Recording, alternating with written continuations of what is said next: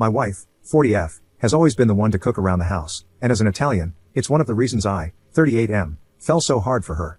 She's a stay-at-home mom, and I've offered to help out in the kitchen or even cook for her sometimes, but she's always firmly, yet politely, told me no.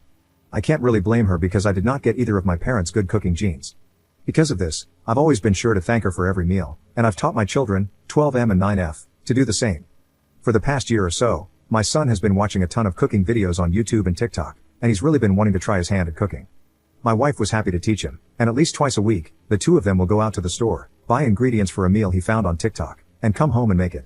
It's been awesome seeing them bonding more since they haven't really had much overlap in interests before this. About a month ago, after dinner, my son asked his mom if he could try making us all a meal on his own. I said it sounded like a great idea, and she hemmed and hawed for a little while before agreeing. So that Saturday, she took him to the store to get his ingredients, and then he got to work.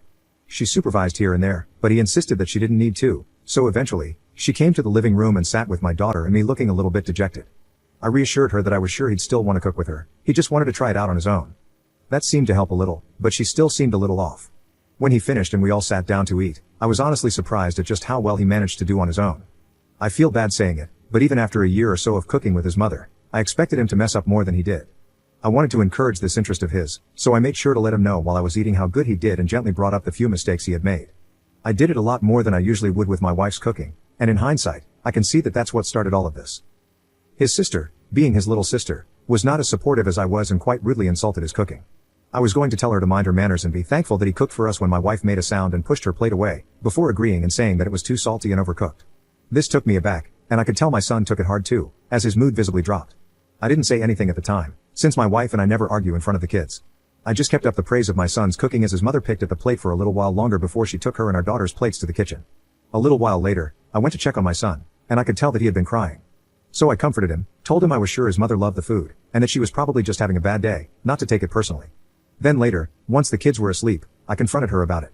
She tried to brush it off, but I pushed, and she got mad and said that I complimented his cooking far more than I ever complimented hers. This caught me off guard since I didn't expect my wife to be jealous of our son, and I unfortunately let out an involuntary scoff at this. She blew up at me for laughing, and we ended up arguing for a while. Eventually, I managed to explain that I was complimenting him so much because I wanted to encourage him to keep cooking. She even admitted that she shouldn't have been so harsh about it. She said she would apologize to him, and I figured that everything was settled. That Monday, when I was driving my son to school, I noticed he wasn't acting normal and was looking out the window, trying to hide his face from me. I asked him what was wrong, and he told me he was fine, but I could tell he was fighting back tears. So, I asked him again, and he broke down and told me that after I had left to get the car started, she told him that she was going to be cooking alone again from now on. I was furious about this but kept my cool and told him I would talk to her about it. I bought him a snack from the store before dropping him off at school. I left work early so I could get home before the kids and talk to my wife. I'll admit I didn't handle it as well as I could have, and we ended up in a shouting match where I called her childish for being so vindictive towards our son because she was upset with me. She called him a baby and said he shouldn't be so sad about not being allowed to cook since it wasn't a man's job to do so anyway. We ended up leaving each other alone to cool down.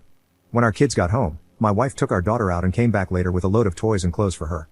I knew immediately what she was trying to do, and that night I told her that I would not let her use the money I make for our family to punish our son. She didn't take this well, and we ended up arguing again. I slept in the guest room and have been there up to this point. For this past month, my wife has kept up this vindictive showering of our daughter with attention and gifts while almost entirely ignoring our son. I've been talking to my parents and brother about this, and while they agree that she's wrong, they also don't see it as that big of a problem and think it'll sort itself out. At this point, with how she's been treating our son, I'm starting to fall out of love with her, but I also don't want to jump to divorce if there's something I can do to fix this whole situation. I can honestly say that we've never had a fight this big. Sure, we bicker every now and then, but she's never taken that out on our son in the past. I feel responsible and guilty about what happened, and I've been trying to do nice things for my son when I can. But I also don't want to mirror my wife's behavior, so I've also been taking my daughter with us about half the time we go places. However, whenever we do, she's been very rude and always talks about all the stuff her mother does for her lately because she knows it bothers her brother. Seeing the way my wife has been treating our son has made me second guess our marriage, but I don't want to jump straight to divorce either. Any advice on what I should do, or how to best bring up the topic of therapy, would be appreciated. Update 1. Thank you for all of the support, even the comments that got a bit nasty. That kind of pushback helped me see that things were a lot worse than I realized. Some of you could do with being a bit nicer, but the advice is appreciated all the same. The first thing I did after making my previous post was take my son to my parents' house to tell them what was happening from his perspective. I figured they might be more receptive to seeing the pain their grandson was going through and not just write it off like they had with me. They ended up understanding and were supportive of my next move, which was kicking my wife out until she worked through whatever problem she was going through. Next, I consulted with a lawyer. He told me it would be best to have the papers ready to go, even if I wasn't sure I wanted the divorce yet, because it's better to get it done as quickly as possible if I decide to go through with it. In Canada, you have to either separate for a year or prove abuse or adultery.